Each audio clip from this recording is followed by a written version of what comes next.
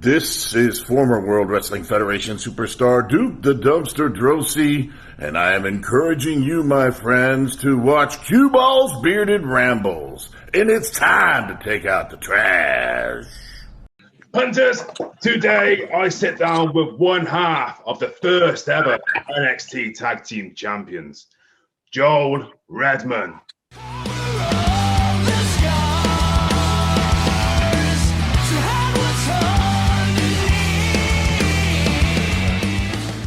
And with the power of editing, Joel, you get the pyrotechnics right now.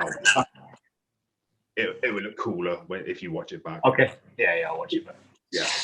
So, Joel, obviously, we have never met before. Thank you very much for coming on CueBall's Bearded Rambles. A quick shout out to Chris Petherwick, who organised all of this. So, thank you, Chris. Yeah. So, Joel, how you been? How is everything? Busy. I'm teaching Rev Pro in Portsmouth, and I'm teaching at a school in Bournemouth, and I'm running a wrestling school in Salisbury on Saturdays. And yeah, so all go. And then the bookings are coming in now because shows are coming back. So nice. Yeah, it's been a bit manic these last couple of weeks. Trying to shift some lockdown body fat as well. It's getting a bit difficult, but yeah, good. Better to be busy than to be bored. So exactly. So I'm not going to ask you how the pandemic has been for you, because everybody's asked you that question. So we're going to skip that. It's been rubbish for everybody, but we're coming out the other end. All the positive vibes are coming in now, so we can start doing shows again. So happy days. So are we ready for the questions, Joel? Yeah, you bet. Go for it. Right. So this is the cheesy moment, mind. So for the dozens and dozens watching at home, Joel, how and why did you get into the wrestling business? I don't know, really. I wasn't a fan as a kid. I didn't grow up watching wrestling, so I did a lot of judo as a kid. I played a lot of rugby and stuff. We didn't have Sky TV, and I'm a farm boy, so I didn't spend any time inside anyway. I was always in the woods getting muddy. Some friends of mine, Chris Andrews and Sam Andrews, they were wrestlers too. Yeah.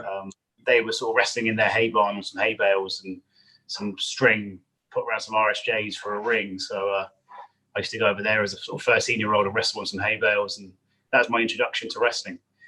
Then I watched it live in Exeter. I watched the Wrestling Alliance. I watched James Mason and Chad Collier and a lot of those guys when I was a teenager.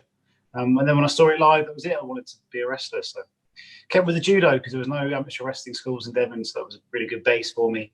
And then moved into pro wrestling when I was about 15 when I started training for pro wrestling. So obviously, like you said, you've done judo during your younger years. So did you find doing judo and then coming into wrestling completely different? Because from what I'd imagine, it'd be easier-ish to take the bumps, to take all the and everything. I think it's really, really valuable for any young wrestler to have some kind of background in grappling of some form. We don't really have amateur wrestling in England, so judo or aikido or jiu-jitsu is a really good option if you're a young wrestler or a young person looking to get into the business. I really urge you to do that. Even if you are training for pro wrestling, do that on the side, because those techniques can translate really well. Judo's got break falls, so you kind of get used to breaking your fall and learning how to sort of disperse the impact. So that helps a lot with pro wrestling. And also I really like to try and keep a little bit of not a shoot style, but try and get some realism into what you're doing in the ring. So when you have a good understanding of how to throw people and how to move people, it can really help you when you do pro wrestling, rather than just relying on flips and stuff. You can learn how to actually wrestle people. Yeah. So yes. Oh, that's cool. So early memories of being in the business, if you can remember. A lot of people can't remember. But how difficult was it to sort of break into the business at such a young age? Yeah, we did really difficult. Like I said, I'm from a farm in the middle of Devon, so there's nothing around. It's a 40-minute walk to the bus stop to get a 1-hour bus into the nearest town. So it's a very remote part of the country. We knew there was going to be a wrestling school in Exeter opening up, and the guy who was going to run it pulled out last second. So when I was 15, I contacted Revolution British Wrestling, which was the company at the time, and said I'll sort of manage it myself, and I'd pay like Phil Powers and Andy Simmons and Sammy Ray, and they would come down and train us on the mats on a Saturday in Exeter, and we'd all chip in money and pay for those then to hire. So that's how I started. That's where I met a guy called the UK Kid, who then opened a school in Portsmouth. And so we would drive every Saturday from Devon to Portsmouth, which is a 3-hour journey, maybe it's a 6-hour round journey. to go up there and train for a few hours on Saturdays. There was one lad who lived in Penzance. He'd get a train from Penzance to Exeter, and then Exeter we drive to Portsmouth. So you're looking at like a 10-hour round journey for this guy. But you do it every Saturday. You know, so now you look at wrestling, how many schools are in the country, and guys can just drive 10 minutes and be at a wrestling school. Is unbelievable. But, you know, whether that's a good thing or a bad thing, I don't know. In a way, you kind of get the serious ones when they've got to travel. But yeah, it's good. And I think really now, if you're looking to get into wrestling, you should look at the good schools. You know, just because the school's down your road doesn't mean it's the right school. You know, if you need to drive a couple of hours, then drive a couple of hours. If you want to get to a really good school and be trained by someone that's got some good credentials. Yeah, definitely. I mean, that's commitment, you know, traveling that distance. So yeah, fair play to you. So obviously you've been wrestling for years and years and years, you know, traveling across the world to Japan. You know, you've pretty much toured the world, right? Yeah. So how difficult has it been, especially, you know, for people who are going to be coming into wrestling once we can start officially wrestling again? How difficult was the traveling for you? When I started wrestling, I started with a guy called Phil Powers, and Phil took me on the camps really as a teenager. So I was doing, you know, a lot of shows during the week, and you do a lot of miles in the car. And he told me, I think when I was 15 or 16 once, he said, you don't get paid to wrestle, you get paid to travel. So then we would do the wrestling for free because we love it. When you get paid, think that you're getting paid for sitting in the car for 5 hours. That's what you're getting paid for. And I've kind of kept that mindset now. Like if I go to Japan, you know, yeah, okay, it's decent money, but I think, well, I'm getting paid to sit on a plane for 15 hours and mess around at airports, you know, and sleep in the airport lounge, whatever. You know, I'm getting paid for that. I'm not getting paid to wrestle because I'd wrestle for free because it's what I love to do. So that's a good mindset to have. It makes the traveling a little bit easier. But it's all about, you know, having a good car load of people. If you've got 3 good boys in the car and it's a good road trip, then the time sort of goes pretty quick. Yeah, and things like podcasts, you know, stick a podcast on. I always do that if I'm doing long drives, and I find that helps me a lot on a long drive, just to whack a podcast on. CueBall's bearded podcast probably is what I put on, you know, and listen to that when I'm traveling. That'll kill some time. Yeah, definitely. Yeah. You can listen to people like Duke the Dumpster Drosy. You can listen to Randy Hogan, WCW NWA former wrestler. You can listen to loads, and you can now listen to the Joel Redman one. But yeah, so obviously, you know, your physical form, you know, you are a jacked guy, okay? So how difficult has that been, keeping up your diets, keeping up your training regimes? How has that been when you're traveling around the world?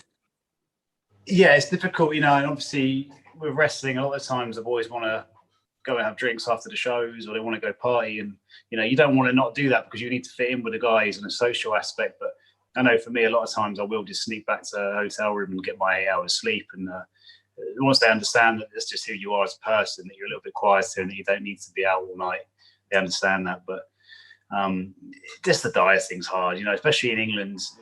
Things like America, they've got protein bars, or they've got healthy meals at most garages. Japan's pretty healthy culture, so you can normally get a good meal wherever you go. England's an absolute ball ache for trying to get good food. You go to a garage and all they've got is a Greg's pasty and some cheap sandwiches. So I always try and get to like a Morrison's or a Tesco's and stock up on chicken breast and things that you can make meals with when you get to the show. You know, it's just chicken and some cooked rice, and you can just make some kind of meal when you're there, and just trying to keep those calories coming in is pretty important. You know, things like, I know it's traditional for wrestlers, but deck of cards workouts or some kind of Tabata workout, try and keep some workouts going in the hotel room. It's pretty easy to slip with your physique, so you need to try and keep on top of it and keep training in some form. Yeah. But it is a hard thing to do. That's always, you see a lot of guys will go away and bodies just start to drift off because they'll just go for McDonald's when they're driving. You know, you've got to think about prepping your food and bringing enough food with you. Yeah, definitely. No, you know, yeah, there we go. I think dieting is difficult, as it, you know, just without traveling on. Yeah, for sure. But dieting, you know, it's not from a physical sort of aesthetics point of view. I mean, obviously you want to look good as a wrestler, but your diet completely affects your performance too. So if you want to have good performances night in, night out, you can't be eating junk food because your body will start to get tired and lethargic because that insulin spike all the time. So you need to be getting these healthy, balanced meals in to keep your body in prime condition. And that's not from a bodybuilding perspective, that's from an athlete's perspective. You know, you need to be an athlete, you need to have good food in you. You know, it's like having if you can have a Porsche, you need to put fuel in it. You know, it's the same thing with your body as a wrestler. Yeah, definitely.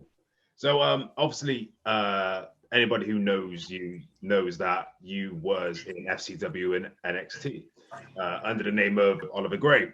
Like I said in on the introduction, you was the first ever NXT Tag Team Champions with Adrian Neville, which is Pac. So how did the FCW story start?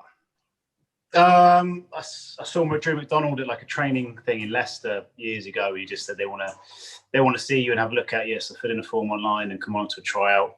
Went to a tryout in Manchester. Sucked. Didn't get any kind of job, but they said, "Look, come back next time to London. We'll look at you again. Just see if you can just tighten up your physique a little bit and just get a bit sharper in the ring." I came back and I guess I made the improvements they wanted to see, and that was that. And I got signed. It was the same day as Paige. We got signed on the same day, and a guy called Ozzy and a big bodybuilder called Gent. 4 of us got signed that day. Then I flew out to Florida, started at FCW, and was there during the sort of transition phase into NXT. So I saw it go from like 30 people in a sweatbox in Tampa to 120 in this $4 million performance center. So it was a big contrast. Yeah. So mentally, how was you at the time? You know, so you go like you said, you was FCW, 30 people in the crowd. You know, you get contacted, right? You're up in your game. You come into the NXT. Mentally, what are you thinking? Like, whoa, dude, you know, I'm gonna need to step back a little bit, or was you ready to just go? But they were the same thing. So NXT didn't exist. So when I was in FCW, that was developmental. It was called Florida Championship Wrestling, run by Steve Kern. And then we were filming NXT at Full Sail, but we were training in Tampa. So there weren't 2 different companies. Eventually WWE pumped a load of money into the performance center, and we just moved to this bigger school. So it was kind of the same old crew of us 30 wrestlers that had been in Florida. And they just added a load of new guys in with us. So we had like a bigger group in different classes. So, I mean, my mindset probably was good during that time because I was one of the original boys, you know, so I was one of the old guards going to this new school. So you felt pretty good. And I think me and Pac were either tag champs, or we were on our way to being tag champs. So I was one of the sort of top guys in that sort of top class. So that's always a good feeling. You know, mentally, the only problems I had really was when I got injured. We were champs at the time, and I tore my ACL on my knee, and I was out for a year with an injury. So, I mean, mentally, that's very difficult to deal with. I had a son in England who I didn't really get to see. I couldn't come back home and see him, so I was sort of stuck in the States, not able to come back to England. And when you're wrestling and it's going well, you don't mind because you're there for a reason. But when you're sat there with an injury and you can't wrestle, it plays on your mind that you really should be back in England with your kid. So that's very, very hard to deal with mentally. I think like when I got released, in my head, maybe I was thinking that I wanted to get released, but that probably wasn't the case. I think when I came back, I was at a bad attitude. And it was really probably some form of, I don't know if it was depression, but you know, maybe it was that kind of thing really that was playing on my mind that I didn't let get to me. I didn't want to admit that I had it, but I probably did a bit. Yeah, definitely. But you know what blokes are like, you know, we don't want to say that we're depressed, you know, you want to try and hide it all the time, and it comes out the wrong way, unfortunately. So we need to be open with people and talk about how we feel, not try and bottle it up, you know, but that's just a bloke thing to do, I think. Yeah, definitely. I do think that, you know, men should feel like they should be able to speak out. Well, speak out, right? You know what I'm saying, right? Yeah, it's always been a stigma, I think. You know, obviously females or whatever, you know, whatever you are, you know, it is difficult to admit. What you said about admitting it to yourself, that's the start of everything. That's what you need to do.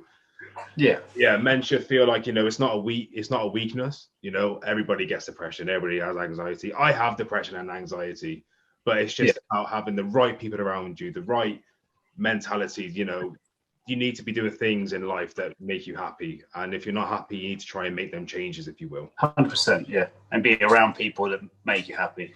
Don't be around people that are dragging you down. But I think, especially in the wrestling business, it's difficult because you've got that sort of macho attitude a little bit as wrestlers. And even though we all just pretend to fight the weekend, you still got that macho thing where you don't want to, you know, show any kind of weakness to people. So you need to forget about that.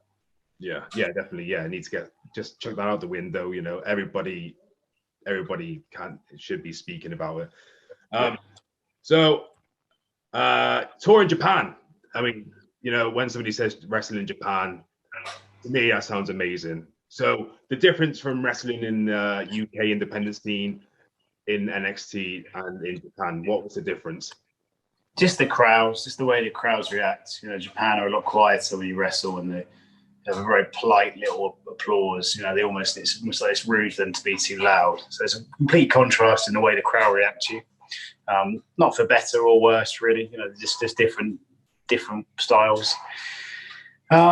Maybe treated in Japan a bit more like an athlete than you are sometimes in England. You know, there you are really seen as an athlete, no different to any other sort of top athlete, and they treat you as such.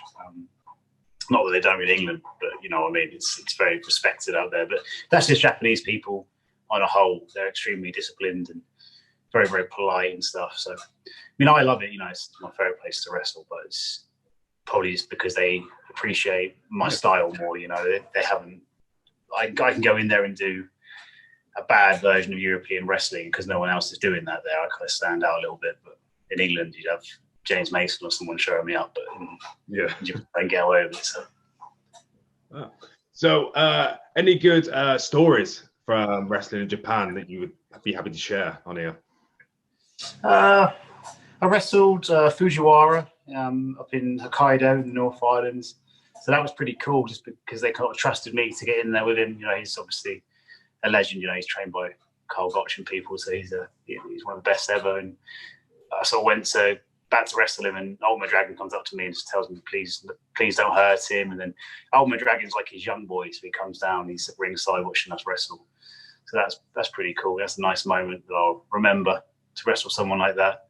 And just sort of probably wrestling for the All Asia tag belts in Corrigan Hall. I don't think any other Europeans wrestle for them. I'm probably wrong, but I don't think they have. Maybe the Bulldogs back in the day. But so that was quite good, you know, just to be able to be in that kind of high profile match. Yeah.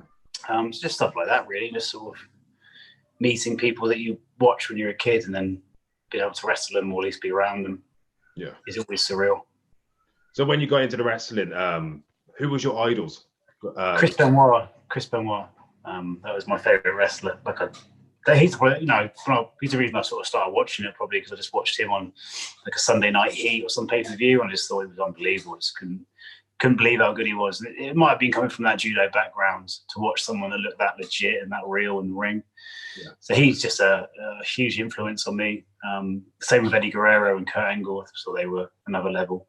I was never drawn to The Rock or Austin or anyone. I didn't really get drawn into those kind of big characters. I just wanted to watch the real pure wrestlers. And the same with like Fit Finlay now. Now I'm older, I appreciate Finlay and Regal and some of those kind of guys and what they were doing out there in the States. And I love World of Sport Wrestling. So people like Steve Gray and John Cortez and these kind of wrestlers I always study now. We European wrestlers, we need to study and learn from our heritage. You know, there's a certain style that we need to have. And like I always say on podcasts, if you want to go and wrestle in Japan or America, you know, you really got to be good on the map because they're going to expect a certain level of mat wrestling. They're not paying you to fly to Japan to do strong style. The guy down the road does strong style. There's no need to pay for your visa and your flight. When they pay for you to go to Japan, it's because they want European wrestling. You know, and every wrestler that's training in England needs to learn that style because that's what we do. That's what we're known as being. We're known as being the best mat wrestlers in the world. Look at the guys that are successful now. You know, Zack Sabre Jr., Pete Dunne. You know, maybe exception for Will Ospreay because he's one of a kind and what he can do in the ring. But people like Pete and Zack, you know, they're just masters at British wrestling, and that's why they're getting over so well because they're so different to everybody else. Yeah, wrestling's all about being different. You need to stand out from the other guy, and that's the easy way of doing it when you go abroad is just do European wrestling. I 100% agree on that one. I like that. Very good. So I have been asked by Pro Wrestling Karnage's management team if you could just have a brief we could have a chat about Pro Wrestling Karnage. So yeah, cool. So I've been given the privilege to tell you what your match is. You are going up against Chris Petherwick.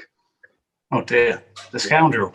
Yeah, the Scoundrel, Chris Petherwick. You are going against him on Saturday, 28th of August at the Penguin Welfare Hall. So thoughts about this? You know, you're just being told, but now. You know, well, I mean, Chris has been coming to my school in Salisbury, and he comes down with me to Rev Pro and does some training. And you know, obviously, he's been trained by Lance Storm, and Lance Storm's one of the greatest of the latest pair of boots. So, I mean, that's paying off in the way he wrestles. You can see that he's got a real good knowledge of jiu-jitsu and sort of shoot fighting. So I'm a little bit wary of that. I can imagine that could cause me some trouble when we get to wrestle. But I'm the teacher and he's the student, so he needs to remember that. There's plenty of tricks that he doesn't know yet that I can show him. So don't worry about that. I think it's time for. I'm glad Chris is back in wrestling, but unfortunately, it could be a loss for this first show back for Pro Wrestling Carnage. But maybe you'll prove me wrong. The teacher versus student. It will be. Wow. So we'll see what happens. Yeah. So I wish him all the best. I wish him good luck. Hope he can scrape one by, but it's unlikely, highly unlikely. So I would say, you know, I'm quite friendly with the Scoundrel, Chris Petherwick. But knowing your history and, you know, having our brief discussion now, I am probably going to be on your side. I'm going to be, you know, I think you're going to win. You'd think so, but, you know, it takes 3 seconds, you know. I can slip up and he can catch me with something, so who knows? I mean, I think in my head I've probably got the experience advantage. Although Chris has been wrestling for longer than me, I think he started before me. But he's had a bit of time off. Yeah, exactly. We'll see. He's training hard. I know he's training hard because I'm teaching him. So he's definitely doing well at the moment. So we'll see what happens. It'll be a good fight. That's all I can guarantee. You know, if you're coming along to Pro Wrestling Carnage, it's going to be a good fight. I think I'm going to beat him, but it's going to be a good fight and very close. Yeah, I'm definitely interested. You know, you both got similar backgrounds in the judo and mixed martial arts. So I'll be interested to see that, you know, come together. Yeah, should be good. So, again, you can catch that Saturday, August the 28th at Pencoed Welfare Hall. It's we're in Wales. I don't know. I'm not Welsh. I don't know. But that's Pro Wrestling Carnage anyway. So, what is next for Mr. Joel Redmon? I'm enjoying coaching. So, like, I want to get this school in Salisbury up and off the ground a bit more. It's doing well at the moment. It's only open to wrestlers at the moment. I haven't got a beginners class, so it's all the boys that are there they're already sort of pros, and it's just a bit more like a sort of finishing school in a way. They're all very good wrestlers, but we're just trying to add a little bit of spice to what they do to take them to the next level. But the attitude and the atmosphere we've got there is fantastic. You know, it really is. It's bloody hard. You know, we do 40 minutes of very, very hard conditioning, but the whole goal is to make them better than everybody else. So they work their ass off, and it's a real good attitude between all the lads. So I'm really enjoying that. I would like to hopefully make that school a bit bigger. We're just on mats at the moment. I want to bring the ring in properly and set it all up. But I'm still an active wrestler. You know, I'm not at an age where I want to slow down yet. So it's just trying to find the balance, really. And I'm not retired or anything, so I can't dedicate too much time to it. So that's important to me. And then probably NXT UK, you know, that's where I want to try and get myself into. I've had a few chats with them and stuff, and we'll see what happens. You know, they've talked about sort of taking a look at me, see if I've changed since last time, and I think I've changed, but we'll see what they say. But that's my goal. And then to get back to Japan, you know, we're having a baby in November, so I don't know how much time I'm going to get. We'll have to wait a few months just to let that all settle in. But the plan, obviously, is to get back out to all Japan and do some tours out there, because I was just starting to roll out there, and then coronavirus stopped it. So there's a lot of matches and a lot of stuff that I can be doing out there. So hopefully we can get back up and going. Do you know what? So most of the wrestlers that I've had come on, that's always been the case. So I found a lot, including myself, a lot of people have had a lot of momentum behind them. You know, the ball was rolling, then coronavirus hit, and then that's it. Yeah, well, I was getting stale in England. It's weird.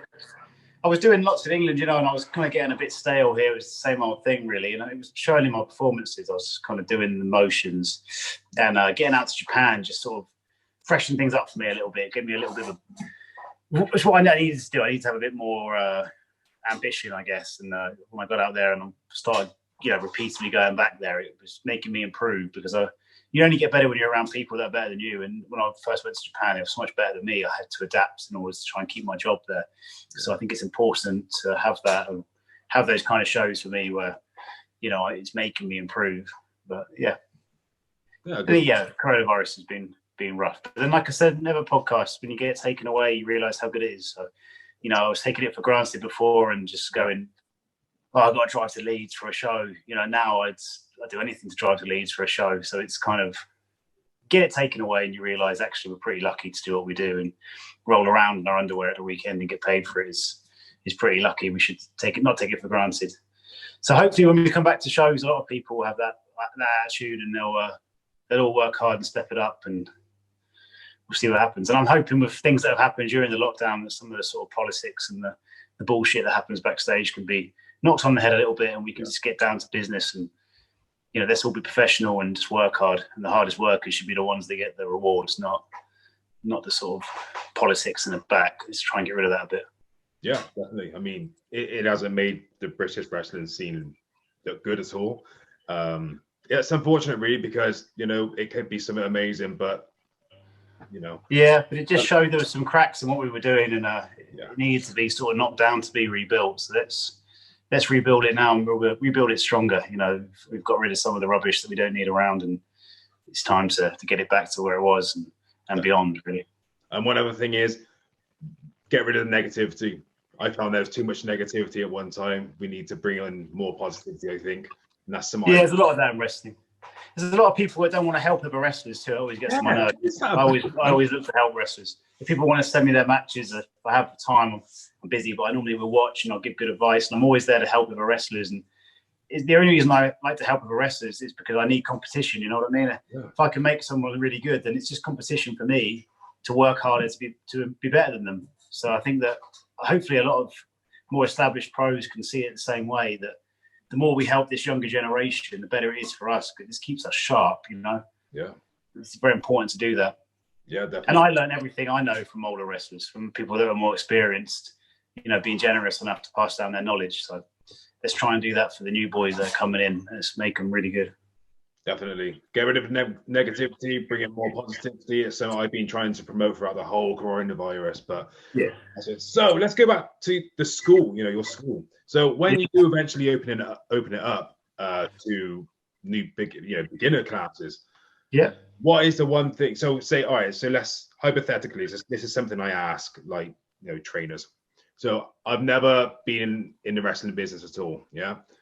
I turn up to your training school. What is the first thing we will go through? And, you know, what, yeah. I will answer that question in 1 second. Okay.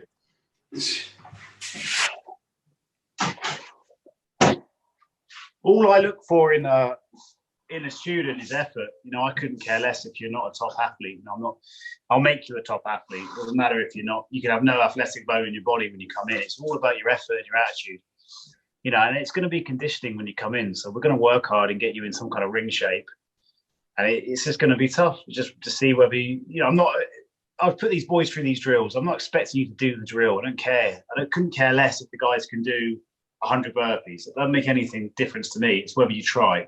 Yeah. You know, you can fail after 5, but it's your attitude. If you throw your toys out your pram and you get in a strop, I don't want you. You know, there's no need for me to teach you. I can't train that. But if you show me that you want to learn and you want to get better, that you're going to put the effort in, then we can do a lot of good business. So that's the main thing. But never to be worried. You know, you're going to come there and it's going to be tough, but it's got to be tough. You know, that's how you get good. You know, you get the training school. When you go to a training school, you're there to make mistakes. That's how you improve. If you do everything perfect, there's no point in going to a training school. You know, it's a waste of your time.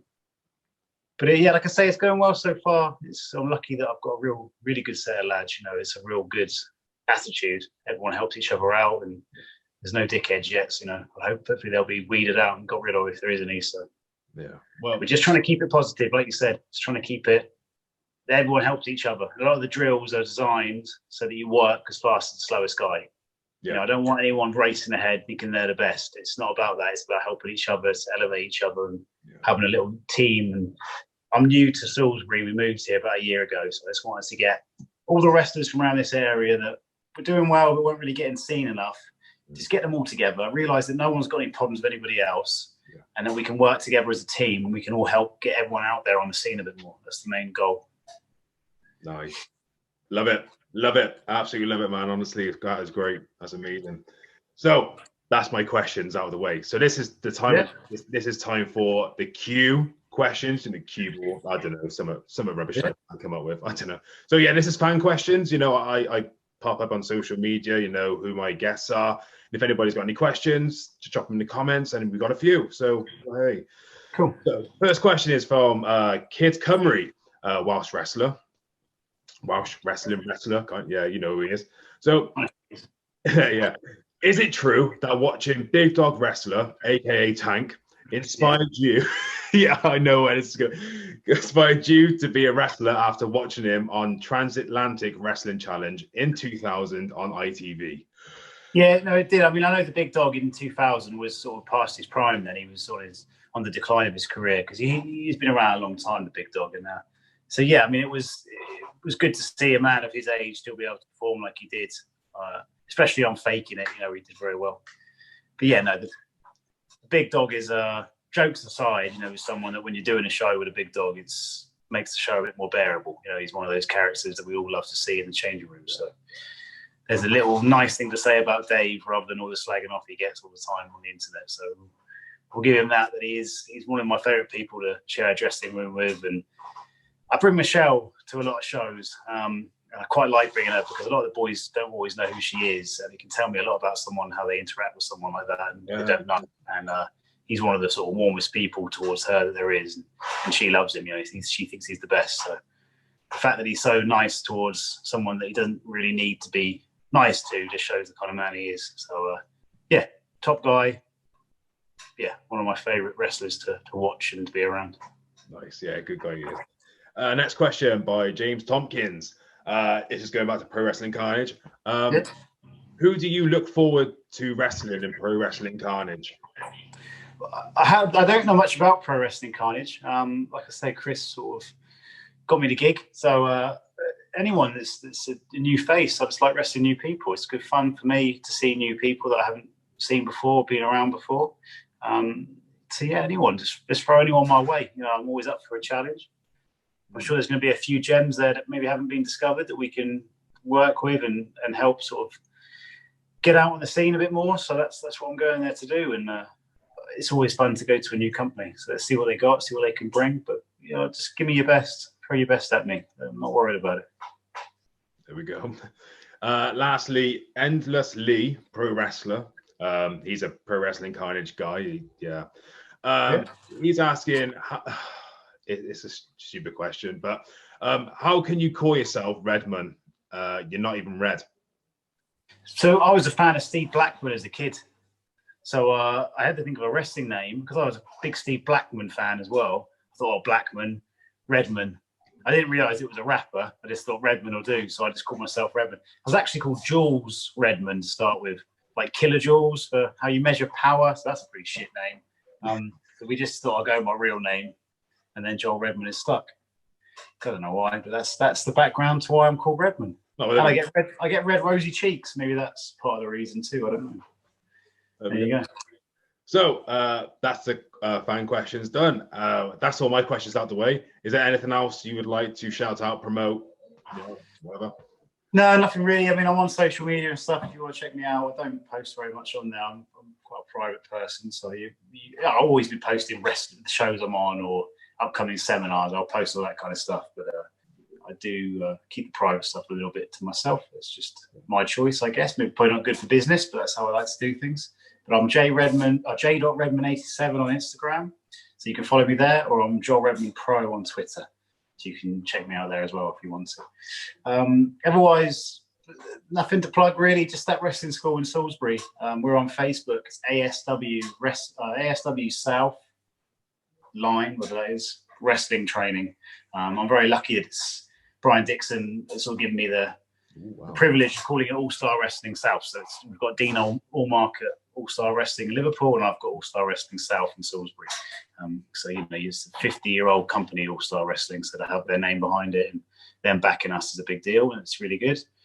So check us out, drop me a message. As I say, it's kind of really open to wrestlers at the moment, so if you're already a wrestler and you want to come down, and it's just on mats, but it's a lot of sort of submission wrestling and technical sort of mat wrestling. So if you want to come down and do that with the guys, you'll have a good time, and then keep your lookout on that page for when we do open up with the ring and get a little unit or something and get it going full time, and then we'll open to beginners as well. So that's about it, really.